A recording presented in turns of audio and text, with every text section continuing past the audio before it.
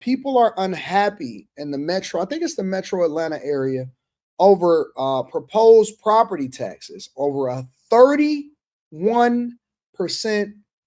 hike.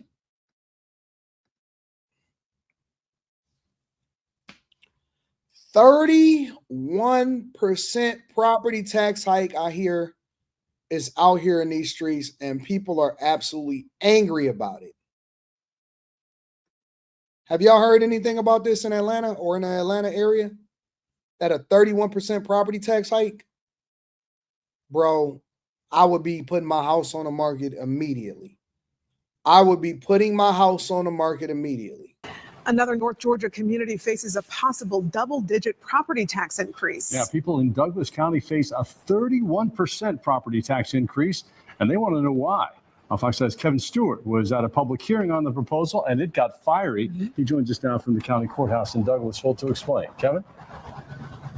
Yeah, it sure did get fiery. I want to give you a little bit of perspective. The county actually rolled back the millage rate the past 2 years, but just like the cost of doing business has gone up for you at home, the county says it's the same thing for them too. Everyone in this room stand who is opposing the property taxes increase. That's what you need to know. Douglas County Commissioners and Administration got an earful at its first property tax public hearing Monday. The county administration has recommended a 31% millage rate increase for 2025. This comes as the county froze the millage rate 3 years straight, starting in 2020, and administration got an earful at its first property tax public hearing Monday. The county administration has recommended a 31% millage rate increase for 2025. This comes as the county froze the millage rate 3 years straight, starting in 2020, and rolled it back the past 2 years. Year over year, there are some increases. And when we approve, particularly a capital improvement initiative, over 2 or 3 years, those costs go up. We may not budget for it at that particular time in that particular year. With the county reporting it's not running a deficit and has no long-term outstanding debt, taxpayer after taxpayer said the county needs to reassess and demanded county commissioners reject the proposed increase. We care about what you're spending it on, and it's asinine to ask your constituents to pay for your want and not your need. By raising the millage rate 3.7 mils, the county finance department says a home assessed at $250,000 would now pay $1,482 in property taxes. That's an increase of more than $300 a year. Not what a New York transplant wanted to hear. We're thinking that the cost of living would be cheaper. So hearing that there will be 30% in 1 year feels almost as if it's a little bit tone deaf. Do we not see what's happening in the world right now? No word on how a final vote will go, but commissioners say they heard loud and clear. Tighten up the budget and look at where we are, look at what opportunities we have, but also we have to look at additional revenue sources, because it can't just be property taxes and sales taxes. All right, now there are going to be 2 more opportunities for residents to come here to the Douglas County Courthouse to have their say, 2 more public hearings. That's going to be next Tuesday at 10 a.m. and at 6 p.m. Let me educate y'all a little bit really quickly, all right? I want to educate you guys because it's important for me to help y'all to understand why y'all need to vote. Because I hear this a lot of times from Black people, and they say, this is why we don't vote. Things don't change. And I asked them, I said, well, what do you want to change in your communities? What do you want to change in your neighborhoods? How would you like things to go? And the fact of the matter is that most people have no clue how government works. I'm being honest. Most people have a zero, and I'm not saying all, so don't get offended. If it don't apply, let it fly. Most people have a zero clue how local government works, how national government works, how any of that. And because we don't have understanding, then we just say dumb shit like, well, why would we vote? Because we don't have understanding, we say dumb shit like, oh man, that's the reason why we have a 16% voter turnout rate. That's the reason why we have a 10% voter turnout rate. All of that, right? But let me help you to understand something on a very basic level. When you see stuff like this happening at a local community, your local government, the city that you live in, whether it is the suburb that you live in or whether it is the city that you live in, or your state or your federal government. I know I'm wasting my time, but it may be somebody that's in here that actually understands this and grasp what I'm trying to say. When you vote down ballot, whether it's the national election or an off-year election, when you see stuff come in the mail, a proposal about certain millages, that is how capital improvements get funded. That's how they then allocate money in order to change the street signs, or whether they're going to change the stoplight, right? Or they want to fund extra work to go into the high school, or they want to build a new track, or they want to build a new school and they need additional funds in addition for whatever it is that's coming from the state or the federal government to play out in your community. Police officers, new police cars, police equipment, body cam, anything, raises for the local politicians, making people full-time, your administrative services, buildings, the building that they use in order to have you go down and file for permits, every single thing, the recreation centers, right? The grass cutting, the police officers that are catching you on radar and they're trying to raise funds by having you get ticketed because they're trying to make sure that they fund the police officers to keep enough on staff. The people that you call in the middle of the night and how many police officers that they have on staff and on duty. It is all funded by your tax dollars.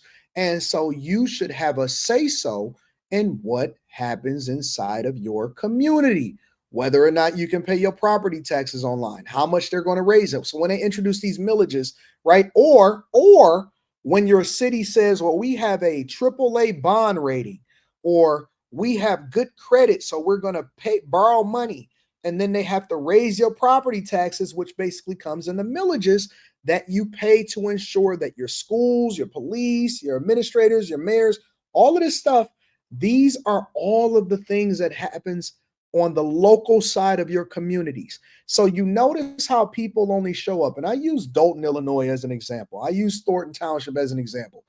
And the reason why I didn't care whether or not Tiffany Henyard got ousted or if she got reelected is the same reason why I didn't care whether or not Brandon Johnson got elected right after Lori Lightfoot.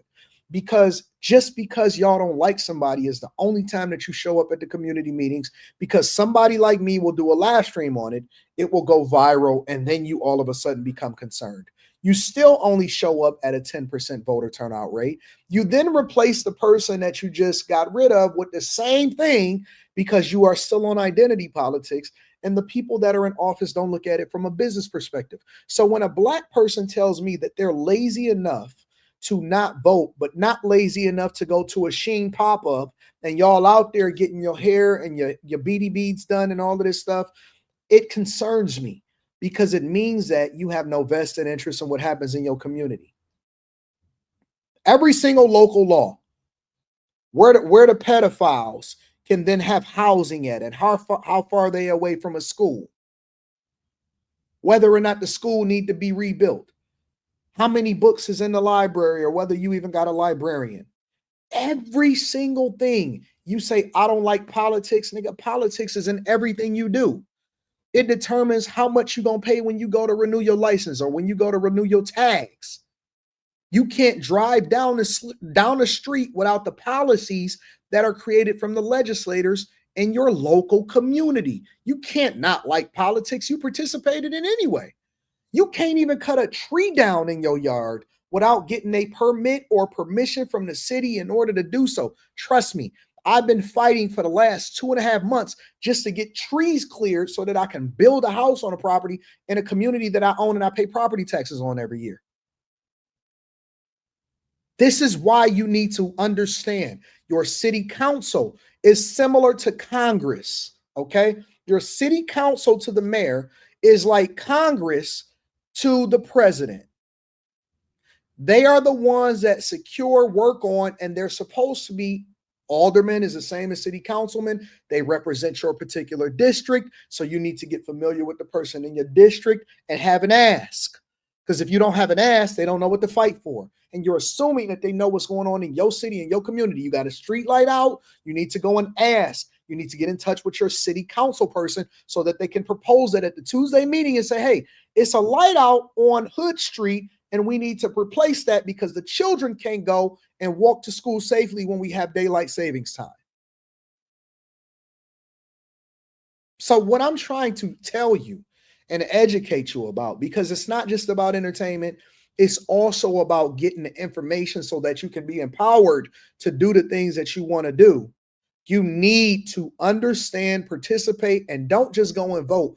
Educate yourself on the issues.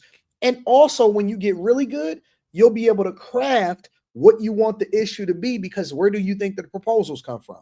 Where do you think that the charity money that's donated and given to the police department, to where they are the ones that distribute the funds within the community and they work closely with the churches, where do you think that proposals come from? Where do you think that the millages and the proposals, where do you think all of that stuff comes from? That don't just come out of nowhere. People that just didn't make that up. Oh man, it's the man, they coming up with that. No, that is coming from business leaders and people that have a vested interest in the community.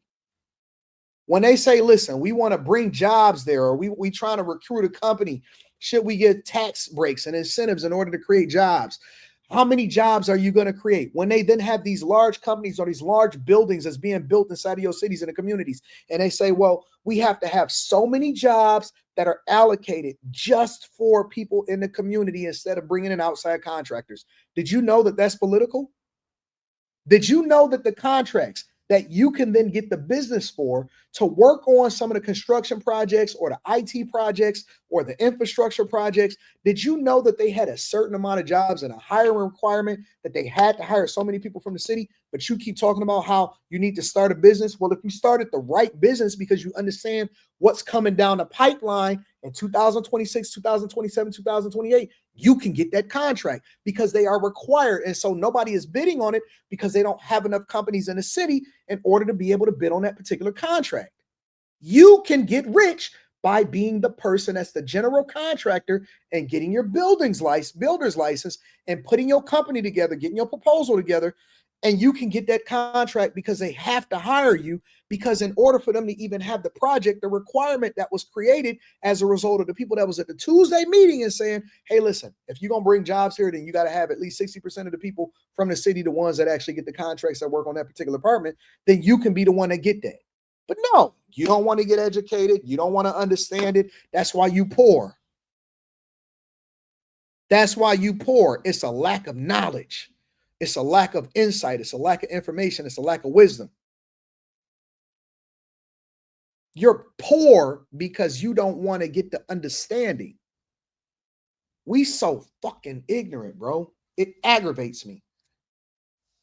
It aggravates me. You can find out man, I know everything that's coming down the pipeline from my state and my cities. I know everything. You know why? Because I'm minding the business that pays me. It's not just about the schools. It's not just about the streets. It's not just about the light poles. It's about whether or not they're going to put money in my pocket, and whether they're going to raise the property taxes, or what contracts is coming down, or what buildings is being demolished, and how they're going to raise the property taxes as a result of this building being demolished, because they're going to put this new development up there, and I need to have a say-so. I need to have a say-so. Bro, I'll give you one more example, and we're going to move on. I regularly attend community meetings inside of my cities. People don't even know it. It's usually like 5 people there. And not just for the city of Detroit, for some of the cities that I build properties in. There's usually about 5 or 6 people there. And I attend these meetings because I have proposals. Hey, listen, I want to expand my property, or I want to expand the building lines beyond what it is that you guys have on your books. And so as a result, I need permission from the city to do so. And you know what they say? Any objections to Mr. Daniels? Usually it's my general contractor and Rita there, and I'll just be sitting in the background or whatever, and I'm letting them do all of the talking or whatever. we have an amendment and we want to do this and we want to do this and we want to actually build the property higher than whatever it is that's on your books, whatever. And they say, this is honest to God what they say. Well, nobody in the neighborhood, because they post, hey, we're going to do this and these are the issues that we're going to talk about. They actually have an agenda, right? Well, since nobody is objecting and nobody in the neighborhood is saying that you can't do it, we don't see any problem with it. All that oppose, all that's in favor, aye. Well, the neighbors didn't oppose. Well, this is nobody in the neighborhood is actually having a problem with it. Nobody in the neighborhood is there. So I get what I want. I get what I want because I'm involved. So you gonna have to deal with whatever it is that you don't like that I'm doing. If you don't like something that I'm doing, and it ain't gonna matter because I already got the permits, I already got the approval, and the time that you had in order to object to this thing that I'm about to do, you had an opportunity to do so, and you can't say anything about it now. It's just the honest to God truth. It's honest to God. Oh, I can't believe it. I don't. Too bad. Too bad. Too bad. No, man, we ain't gonna vote because this is the ignorant ones. We ain't gonna vote, man, because it ain't really gonna matter. They don't care about us.